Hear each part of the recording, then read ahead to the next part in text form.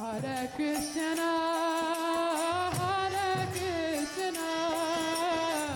Krishna Krishna, Hare. Good evening, everyone. Live from the craziest nation's capital that any nation's capital could be. It's the Bhagavad-gita Satsang. I thank you very much for joining me this evening, and I am going to trust that you can hear me until you tell me you can't. So will those of you who are here, please look to the little hand and raise your hand. Oh, hands are raising. Yay! All right, thank you all very much. That fills me with faith that you are within the sound of my voice. Neela Madhava, thank you very much for your confirmation.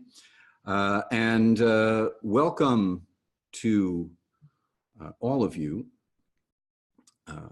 I'm very, very happy that you are all here. Alistair, Amy, you're all in alphabetical order. Isn't that convenient?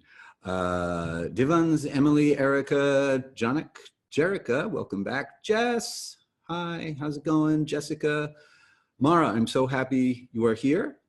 And Shailesh and Susan, Shamala, Priya, Thea, thank you very much. Who, am I missing anyone? Okay, we got, all right, I have an assignment, Mara, for you. I'm going to share my screen, and if you would please write in the question and answer box whether you are seeing a full screen or just a look at my interface. I'm sitting on the edge of my seat waiting because actually there's a little bit of a delay between the time I see a full screen and a video of me above it. Okay, perfect. Thank you very much. So for those of you who are joining us for the very first time, my intention is to give you keys to unlock the secrets of the Bhagavad-gita, which are actually secrets hiding in plain sight, allow you to enter into the Gita and make the Gita a part of your life, whether you've not read the Gita, or if you read the whole Gita, whether you've attempted to read the Gita, or you're partway through, wherever you are with the Bhagavad-gita, you'll get something out of what we're doing here in this webinar series. I hope that you will all get something of value that will allow you to deepen your relationship with this wonderful wisdom text. So you can adjust your audio settings up in the upper right-hand corner. I believe there should be a drop-down or some tool that will allow you to adjust your audio. So in case I am too loud or too soft, odds are I'll be too loud because that's just how I am. You don't need your mic or your camera because I'm the only one with a functioning mic and camera in this setup.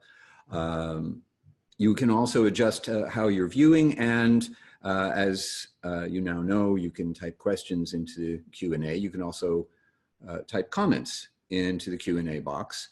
I will be looking on a regular basis for your questions. You can ask a question at any time, and I will see it. I may not get to it right that moment, but I am keeping an eye on it. So after I finish whatever thought I may be trying my best to articulate, I will see your question and I will get to it. So there you go. Oop, going the wrong way. Here we go. Tonight's program, Chapter 1, Part 2, Arjuna's Despair. What we're going to speak about this evening is Arjuna's reasons for not wanting to fight. The concept of sin and karma, sinful, it's a really loaded word in how we associate sin with our conceptions of Western theology and what that means. And it doesn't quite mean the same thing in the Vedic culture from which the Bhagavad-gita arises. But there are some words in the Sanskrit that really only properly translate as sin. One of the problems of dealing with translating from Sanskrit. So we have an English word that is the closest approximation to the Sanskrit word, but it doesn't quite mean the same thing. And it's tied into the idea of karma, which we don't find at all in the Abrahamic traditions. So we're going to talk a little bit about that. Then we're going to talk about the cause of Arjuna's despair. What is it that is his problem? Anyway, so that's what we're going to do. Last week was the first week that I realized that my incredibly excellent web designer and strategist, Camille Farry, insisted that I have the same font as This Week Tonight with John Oliver, or Last Week Tonight with John Oliver, whichever week it is John Oliver is concerned with.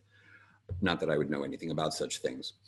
Anyway, last week, we covered the backstory of the Bhagavad-gita. How did we get here? What are all these people doing here? Who are they? And what is their relationship to one another? We looked at some verses that foreshadowed the victory of Arjuna and his brothers. And we looked at a very interesting part of the theology of the Gita, which is the idea of Krishna, who is appearing in the Bhagavad-gita in the role of the supreme being as the servant of his devotee. He is the charioteer for his friend Arjuna. Now, keep in mind that the chauffeur is not a particularly elevated social position, and yet the supreme person will take this very humble position in response to his devotee's love. This is a very, very important aspect of the Gita's teachings. And understanding this idea that such a thing is possible is one of the keys to entering into the mysteries of the Gita. We tend to think, when we think about God, in terms of awe and reverence and worship and even fear of the all-powerful, all-knowing, and all too often we think in terms of an all-judging God. And then here we have God taking the reins of the chariot and driving his friend around.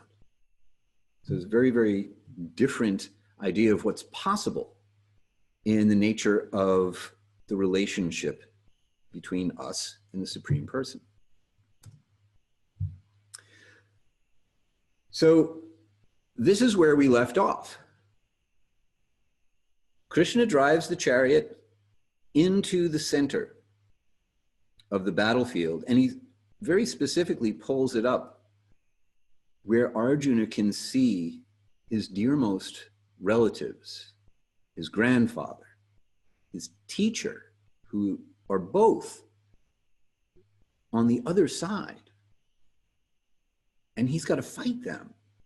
All of his family members, all of his friends.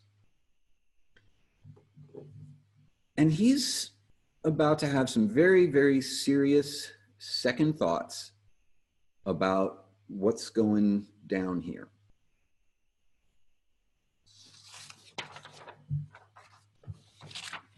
Arjuna has arrived at his moment of truth. And so we're going to take a look at what happens when Arjuna sees all of these friends and family members in battle formation, psyched up. They've already blown their conch shells. They're banging their swords against their shields. They are ready to go. Let's see if Arjuna is ready to go. But first, did you know that your heart has its own brain? I didn't know that until I started reading a book by a woman named Pranada Kamtwa, who has a book coming out, and it's called Wise Love. And she talks about this idea about how the heart is actually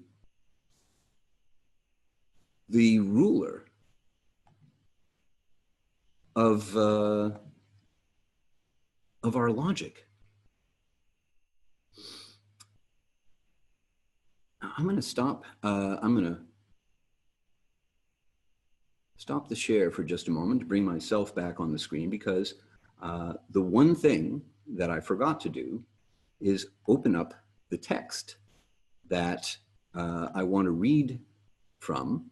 I'm very, very fortunate to have this advanced copy. Her book is available for pre-order on Amazon. I'm going to give you a little more information about that in just a moment.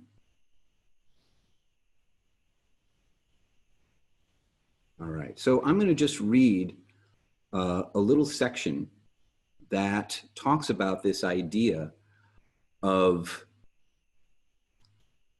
our emotional brain and how our emotions have their own brain. So she writes, ours is an emotional life. Why? Because consciousness has an emotional life. As the Gita describes, my current life is a reflection of spirit. Material emotion mirrors, though poorly, spiritual emotion. We're fervent seekers of love because the self is driven by love, and we want wise love, transcendent, enduring, pure love, not mundane love that sends us soaring and then leaves us in a depression of inconsolable despair. Material feelings are transient. Moods roam and shift over minutes and months and years, and inevitably they change. Everything material perishes, whether an emotion, a possession, a relationship, or a thought. Spiritual emotions, on the other hand, endure and expand, surging as they do from the timeless self, from timeless spirit itself. And once uncovered by the awakening, by awakening the pure self, pure emotional states exist eternally. And it is these emotional, spiritual emotions that give life a transcendent meaning.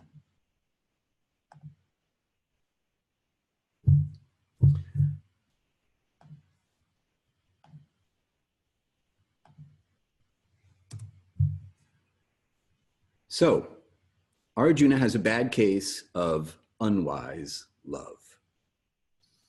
The nervous system of Arjuna's heart is overriding his brain.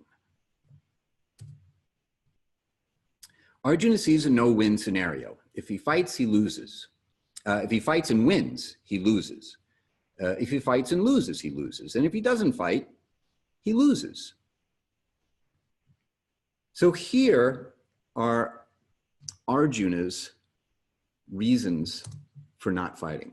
In Bhagavad-gita, we left off at 24, chapter 1, verse 24.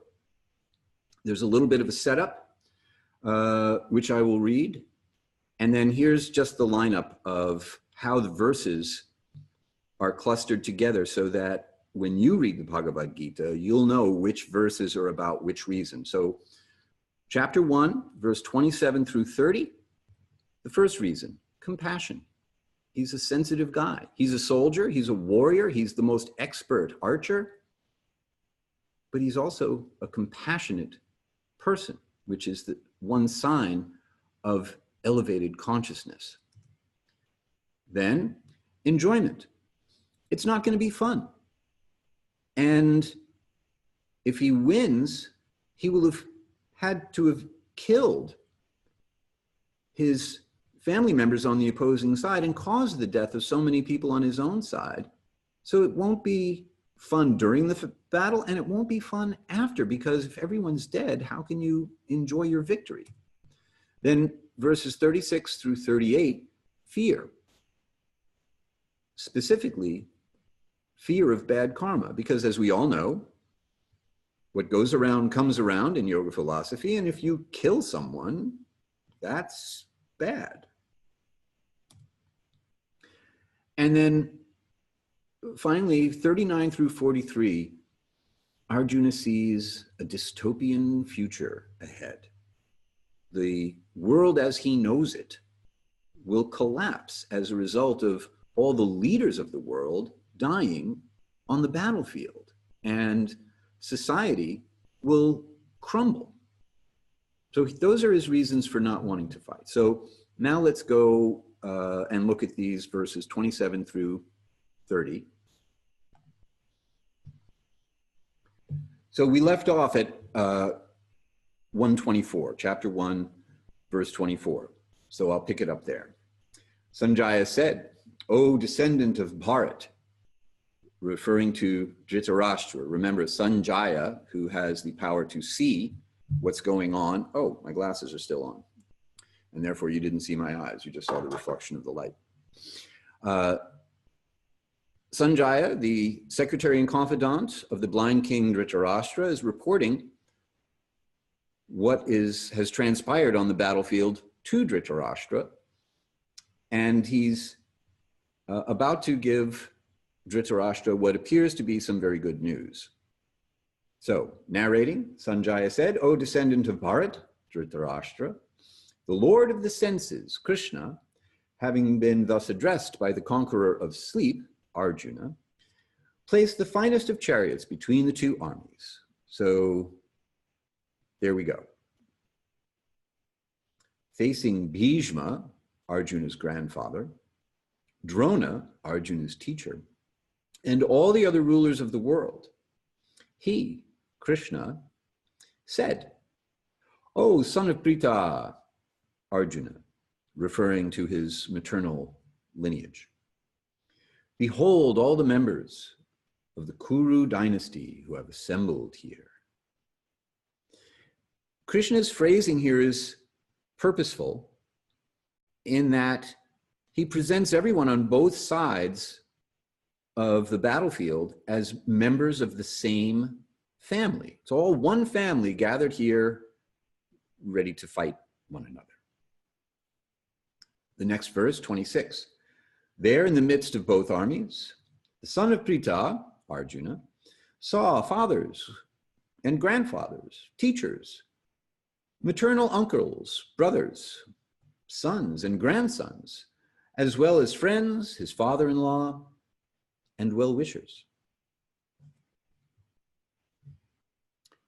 Upon seeing, this is now verse 27, upon seeing his friends and relatives in battle formation, the son of Kunti, Arjuna, another name for Pritha, was overwhelmed by intense feelings of compassion and in despair spoke as follows.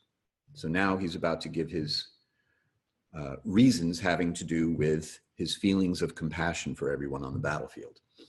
Arjuna said, "My dear Krishna, seeing my friends and relatives assembled here, eager to fight, I feel the strength of my limbs deserting me. My body is shaking and my mouth is drying up." Verse 29, "Shaking uncontrollably, I feel my hair standing on end, my bow slipping from my hand, and my heart setting fire to my skin." So let's take a moment to just see if we can get in touch with those feelings. Uncontrollable shaking, hair standing on end, unable to hold on to the most familiar of objects, and blood pumping to the point where you feel as if your skin is on fire. These are the symptoms of a nervous breakdown. Arjuna is basically seriously flipping out.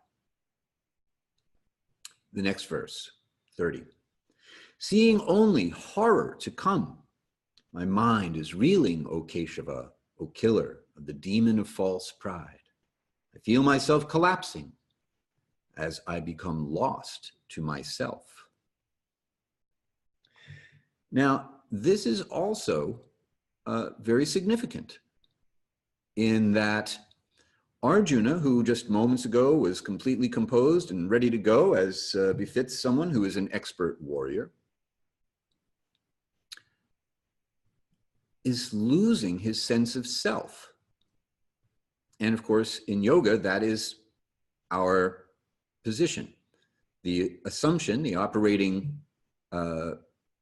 fundamental proposition of yoga is we have become lost to ourselves, which is why we need to do yoga, so that when the condition of yoga is achieved through the practice of yoga, we experience our true nature and we abide in that nature. We reconnect to our true selves.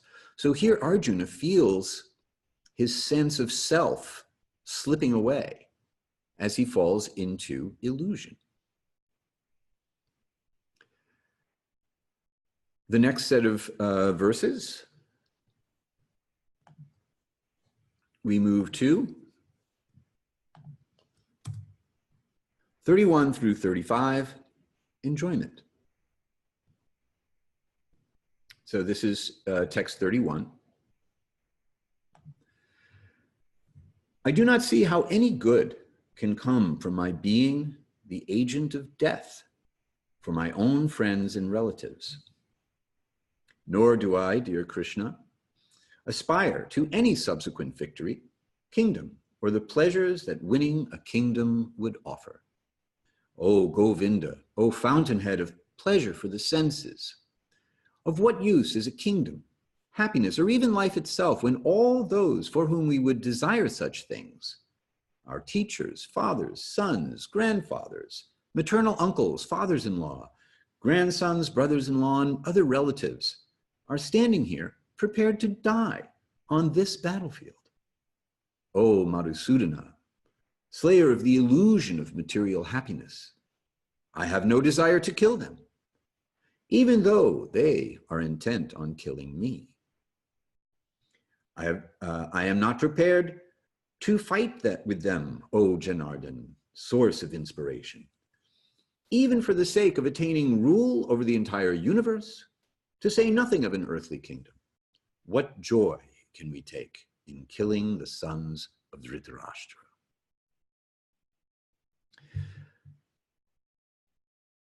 Arjuna calls Krishna by a variety of names in this section, and they're significant. All of these names that Arjuna uses for Krishna and that Krishna will subsequently use for Arjuna in different passages have specific meanings, but also are relevant to what is being spoken at that time. So here, Govinda is a name of Krishna that means one who gives pleasure to the senses. And therefore, Arjuna calls him by this name, indicating that he is losing all that will give him pleasure. How can he be happy in this situation? This is exactly the opposite of the pleasure of the senses, going into battle with his whole family. And he would like Krishna to be able to tell him how to restore his ability to be happy, to enjoy. In other words, how is he going to get out of this? Madhusudana, the slayer of the illusion of material happiness, also is significant, because part of the illusion that Arjuna is slipping into is precisely this illusion that one can attain sustainable happiness by the pursuit of material pleasures or trying to organize the material world according to one's desires. And then finally, Janardana. So Janardana is a name of Krishna that, among other things, means the source of inspiration. Arjuna is looking for Krishna for inspiration to overcome see how to overcome this dilemma. So that brings us to the next set of verses, 36 through 38, Arjuna's fear of a bad karmic reaction associated with causing the deaths of not just his enemies, but his allies on the battlefield as well. Text 36. Though they are aggressors, killing the sons of Dhritarashtra would still be sinful.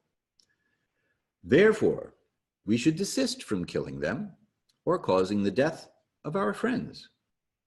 What should we gain, O Madhava, O font of all good fortune? And how could we ever be happy after killing our own family? Now here, the word Madhava as a name for Krishna is also significant. Madhava indicates the husband of the goddess of fortune and the Lord of transcendental knowledge. You put these two things together and you would think that you would have ultimate good fortune. And Arjuna is looking at a situation of ultimate bad fortune. So he's asking Krishna to restore or bring about, see how this situation, show him how this situation is going to somehow or other result in good fortune, because Arjuna is just not feeling it.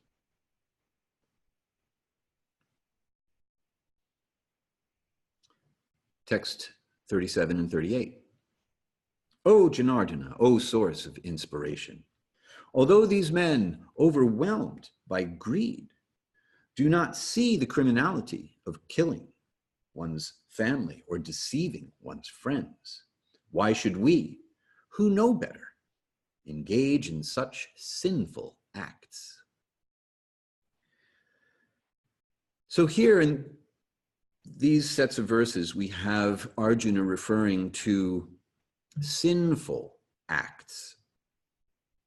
So in the Bhagavad-gita, this refers to what we commonly call bad karma, or a bad karmic reaction, as opposed to the idea that if you sin, then you will be judged and you will go to hell forever after this body dies.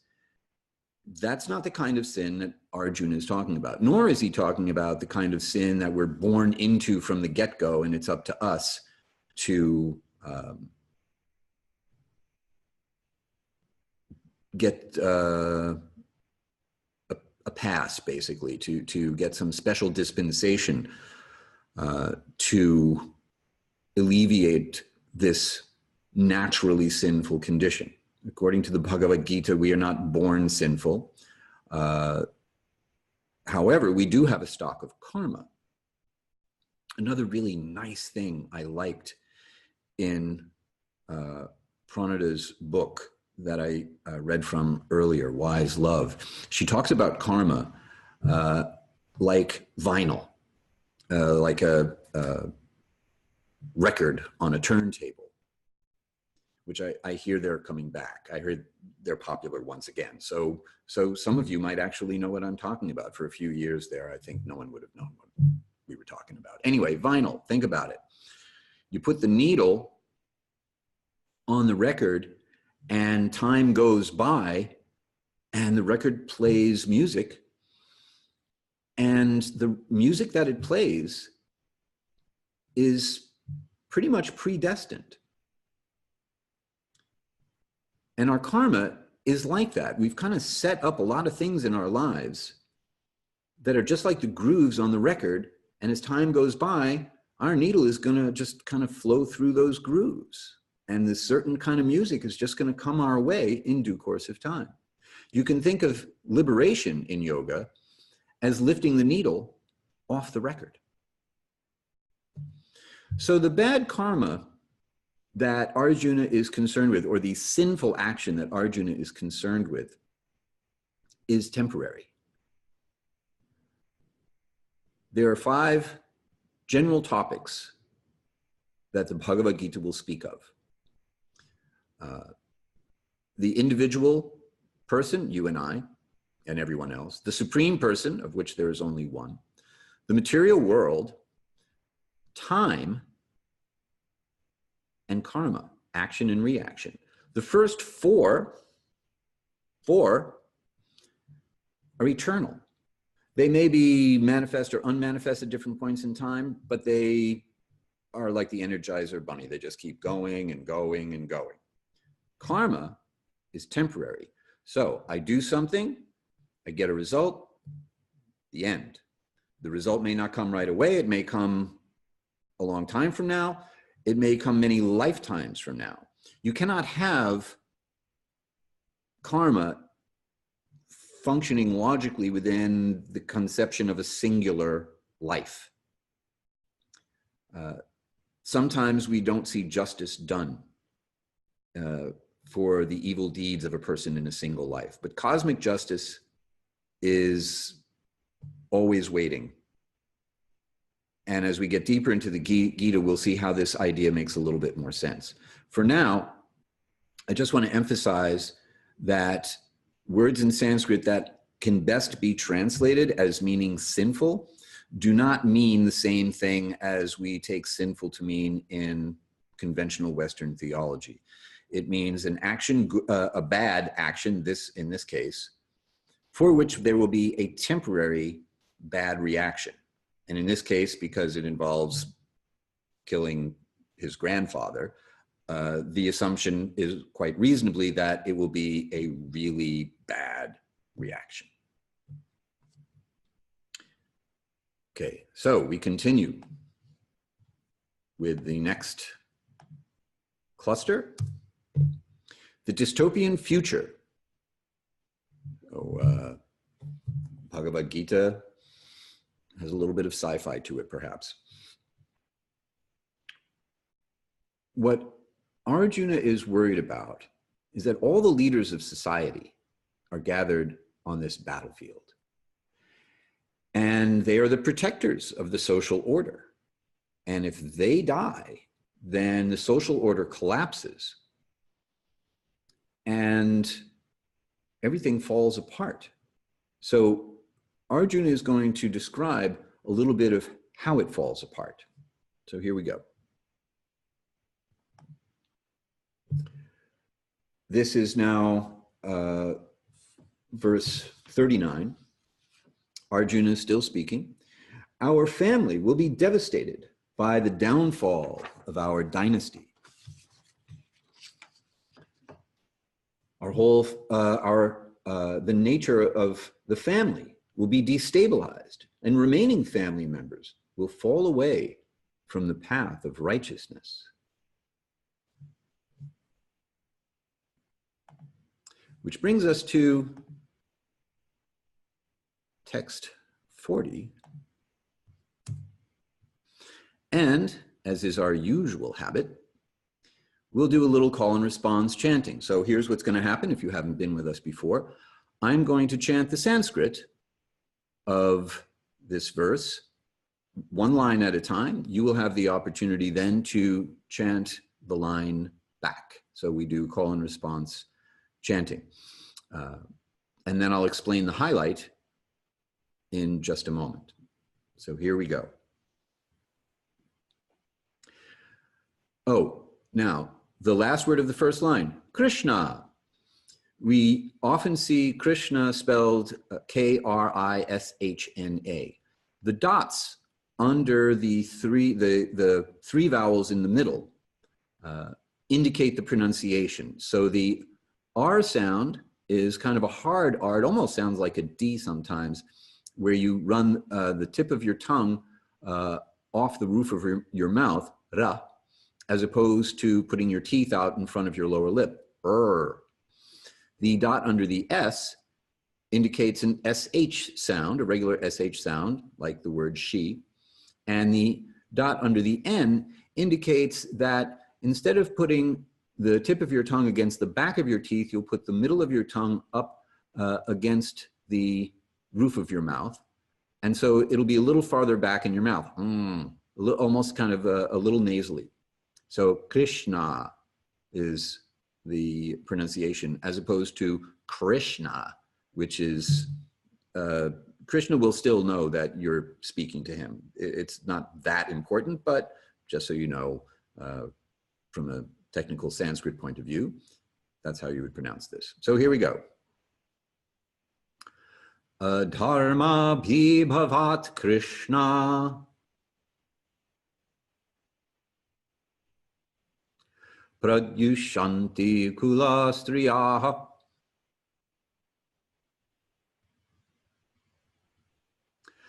strishu dushtasu bharshneya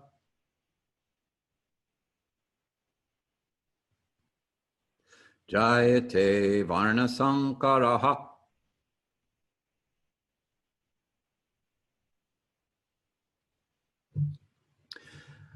I highlighted the word adharma to indicate once again the central theme of the Bhagavad-gita, which is dharma. Bhagavad-gita is a book about dharma, and is a negating prefix. So here, Arjuna is expressing his concern about a rise in adharma, or either the absence of dharma, or taken to another extreme, the opposite of dharma, from righteousness to unrighteousness, from justice to injustice, etc. So here we have the translation, O Krishna, if righteousness wanes, adharma, then women will be exploited. When unscrupulous men exploit women, then unstable children are born into the world, O descendant of Vrishni. So Vrishni is the name of one of the ancestors who is way back on the genealogical chart I shared with you in an earlier webinar, and an indication of Krishna's lineage shared by Arjuna. And now Arjuna is expressing concern that these lineages will be broken up, that the genealogical chart will become jumbled, a wreck. This is his concern. Adharma in society hurts women. Now,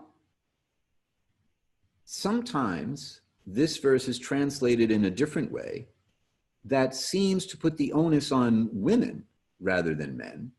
And also, there is this other phrase that I've also highlighted, Varna Sankara, which in some translations may be described as a bad mixing of castes. And I thank my friend Mara for bringing to my attention a particular translation and discussion about this. The system of Varnas, which we will speak about in later webinars in our series, is not the same thing as the caste system that we know and loathe for good reason.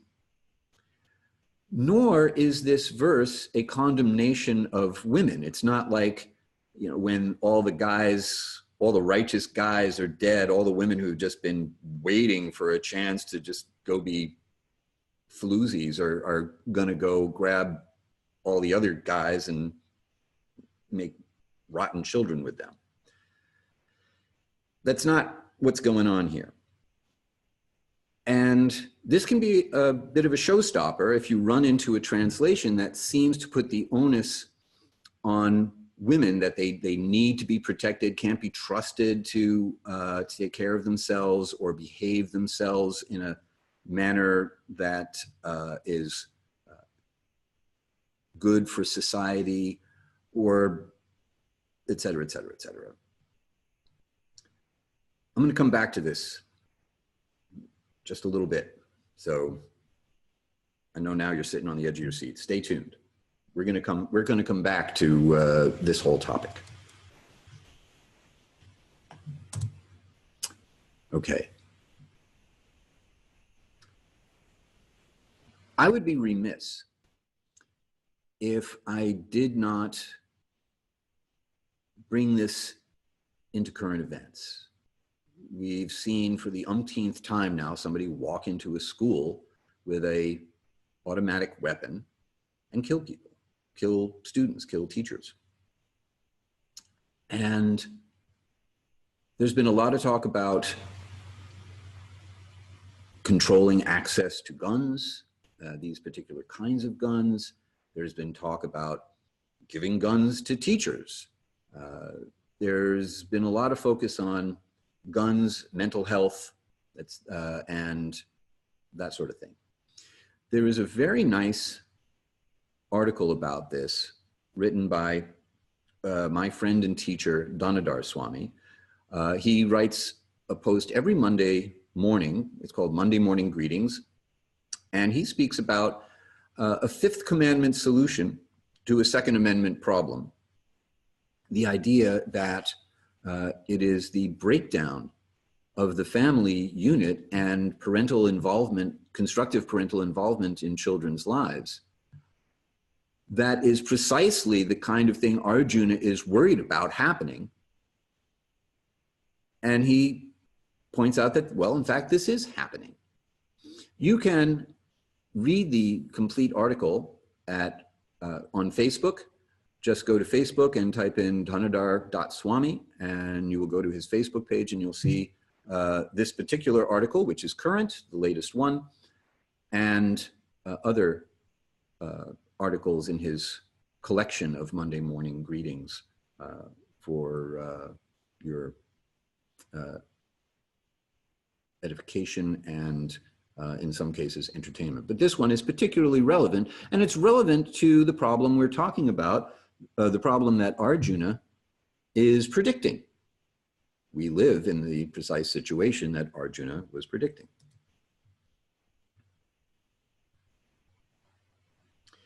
So we will come back to this in just a second. Let's finish up our set of verses here.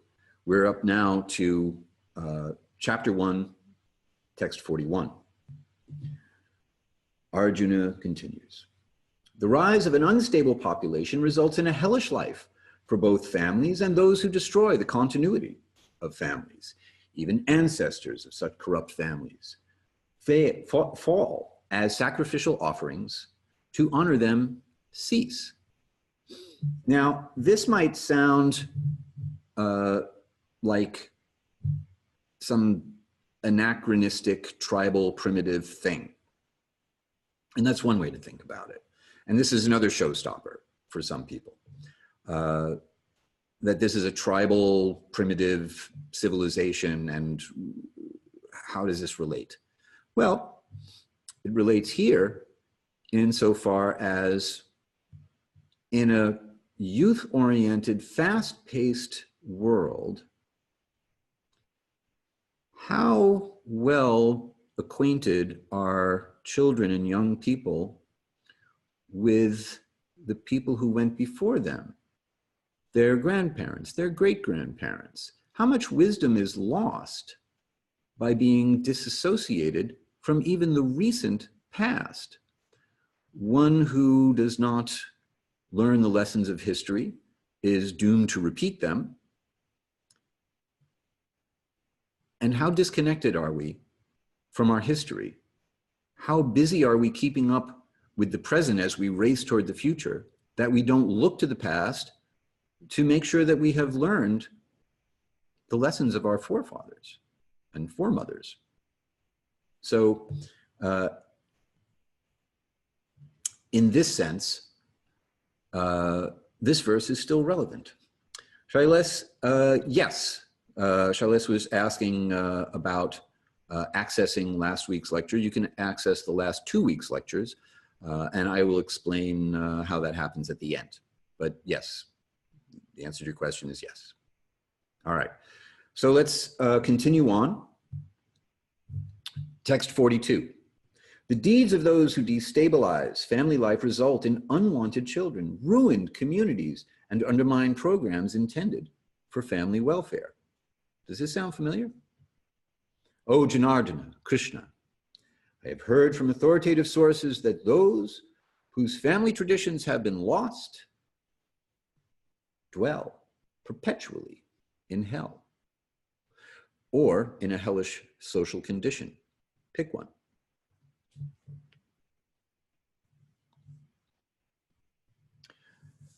So those are Arjuna's reasons for not wanting to fight. Compassion, enjoyment, fear, and a dystopian future. That's what he sees. And he doesn't see anything but that, regardless of the outcome of the battle. If he fights, and it doesn't matter who wins, this will still all happen as far as he can see. So here's how Arjuna sums it up. This is now texts 44 through 46. Alas, it is so strange. How can we be so driven by the desire for royal happiness that we are prepared to commit deeds so profoundly evil as killing our own kinsmen? I would find greater peace if the sons of Dhritarashtra, their weapons in hand, were to kill me on the battlefield as I stand, unarmed and unresisting. This, of course, is contrary to the code of warriors, insofar as in the society that Arjuna is a part of, a warrior would never kill an unarmed opponent or an unresisting opponent. Just wouldn't happen. So this is what he's expressing is a very radical idea. Our narrator, Sanjaya, returns for verse 46 and says, having thus spoken on the battlefield, Arjuna dropped back onto the seat of his chariot and cast his bow and arrows aside, his mind overwhelmed with grief. Now, this is very good news for Dhritarashtra. He's actually worried that because the battle is being fought in a place of dharma, and he knows in his heart that his sons have been adharmic, that the sons of his late brother, Arjuna, and his sons, and his brothers, known as the Pandavas, will have the upper hand. But here, the key warrior in the whole battle for the opposing side, Arjuna, has lost his nerve. His hand has weakened at the moment of truth. His step has faltered. Proof that you can understand the Bhagavad-gita by listening to Pink Floyd.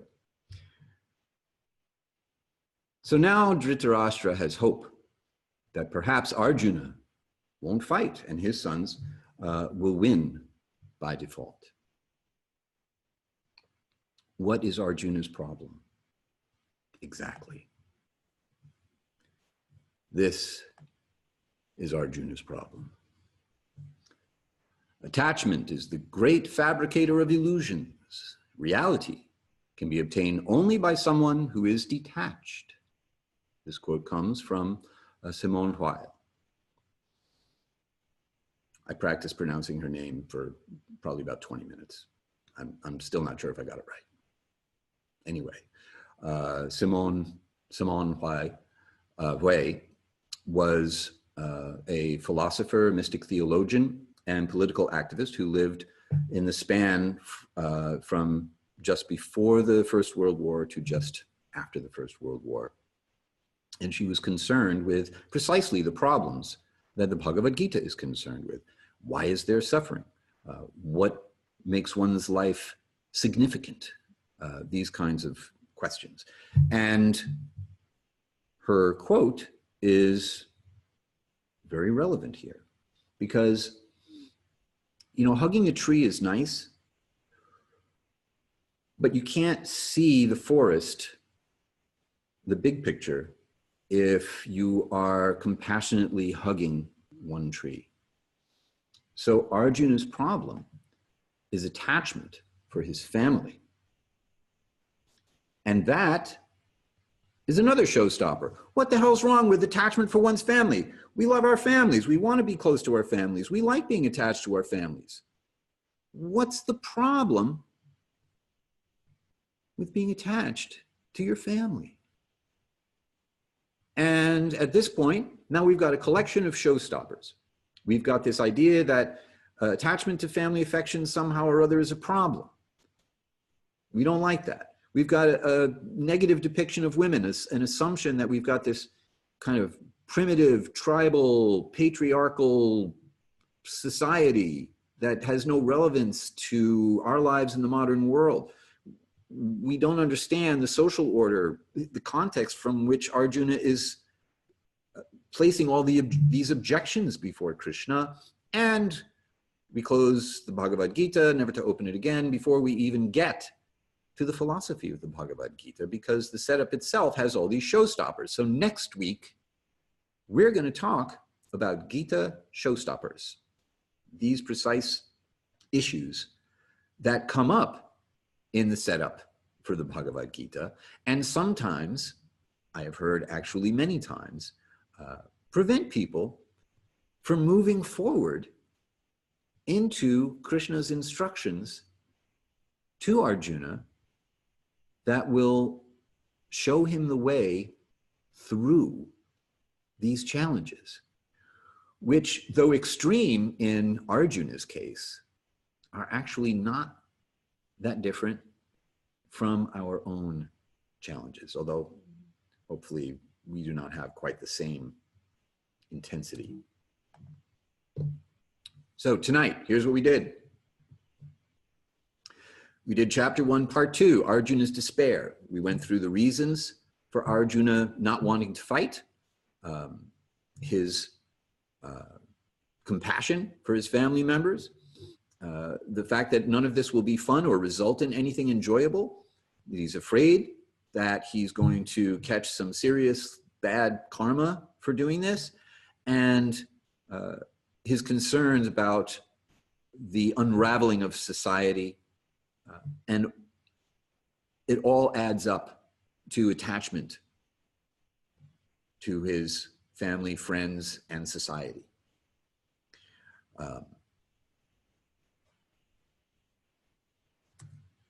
Any questions? Richard. Okay, which version am I reading from? I like to be able to follow along by reading to let the words sink in. Some of you may be wondering, which translation is this? I've never seen this translation.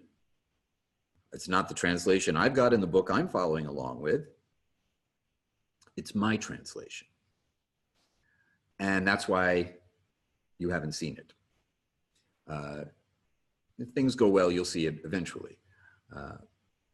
What I'm doing is I'm taking about about a half a dozen different translations of the Bhagavad-gita from sources that I think are reliable sources that are presenting the feeling and philosophy of the Gita transparently, or as transparently as it can be done. And then I'm referencing a couple of others that I think are good scholarly additions. And I'm coming up with my own translation. If you're wondering if I'm a Sanskrit scholar, no, I am not. But then neither is Stephen Mitchell, and his translation of the Gita is one of the most popular. So I'm not letting that stop me. Just because I'm not qualified to do something doesn't mean I'm not going to do it. So there you go. Please follow along in whatever edition of the Bhagavad-gita you have, and check out the differences between different translations, including my own translation that I'll be using throughout this webinar. See where one translator emphasizes something or uses a particular choice of words, and how that spins the meaning or affects the translation, and how it works juxtaposed to another. I think that is a very healthy exercise to engage in when reading the Bhagavad-gita. Read more than one edition. Shailesh, you still have a problem with attachment detachment. Can you explain again why loving family is attachment? Yes, next week. So stay tuned, because that's what we're going to talk about next time.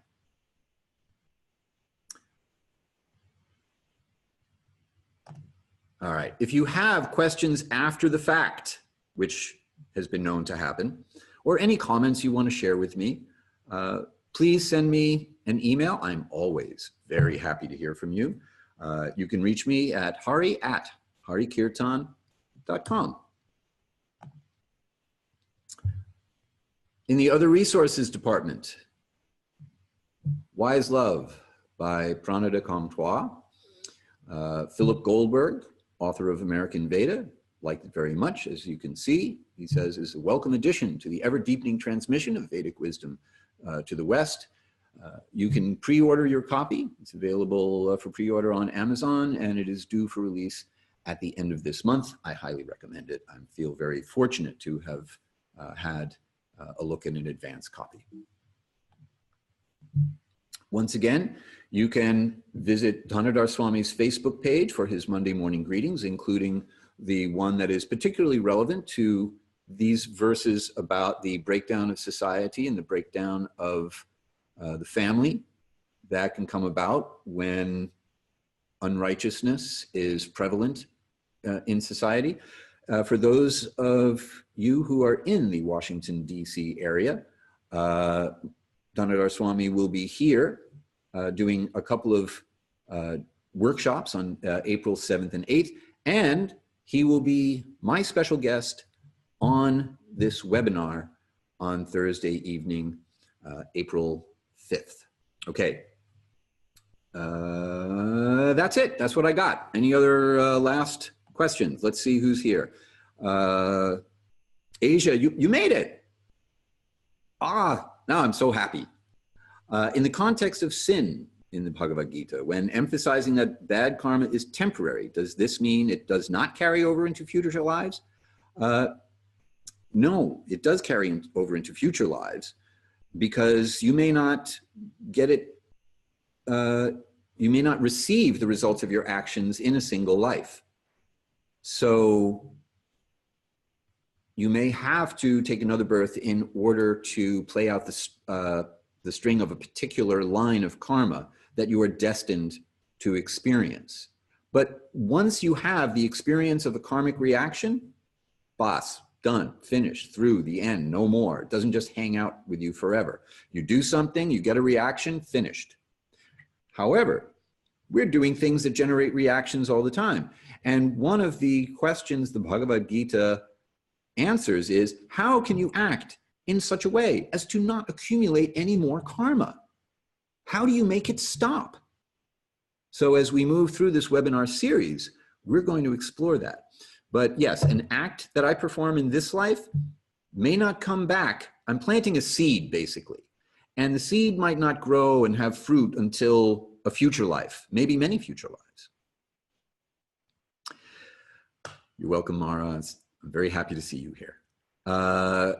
Can't your reaction continue the reaction?